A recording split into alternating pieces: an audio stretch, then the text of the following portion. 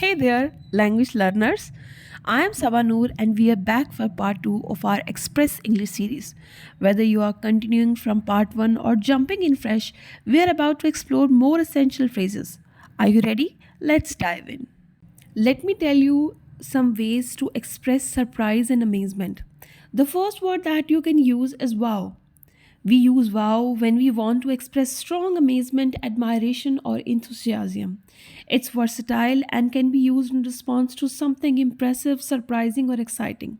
An example of this can be wow, that performance was incredible.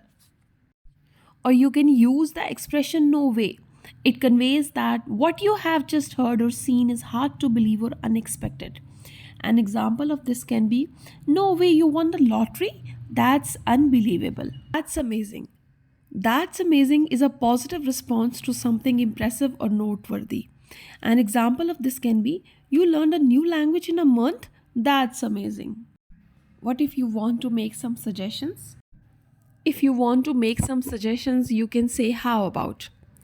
The phrase how about is to suggest an idea or propose an alternative. Like you can say, how about trying the new restaurant downtown? Or you can say, why don't we? We use why don't we to make a collaborative suggestion. We can say, why don't we grab a coffee and catch up?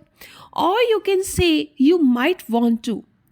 You say you might want to offer advice or suggest a course of action. Like you can say you might want to double check your schedule, or you can say have you considered. We say have you considered to encourage something alternate or different perspectives. You can say have you considered taking a direct flight. Now let's learn how to describe feelings. That's very easy. You can say I feel and you can add whatever you are feeling. You can say I am happy, I am sad, I am excited. It's very easy, isn't it? You can say I am tired, I am bored, I feel down. Whatever you want to say. It's very easy to describe the feelings. The thing is that you just have to start describing it in English so that you can polish your expression. And if you are sitting with a friend in a restaurant and you want to order food, what you will say? You will say, I would like to order a coffee. Or you can say, can I have a coffee? Or whatever you want to order.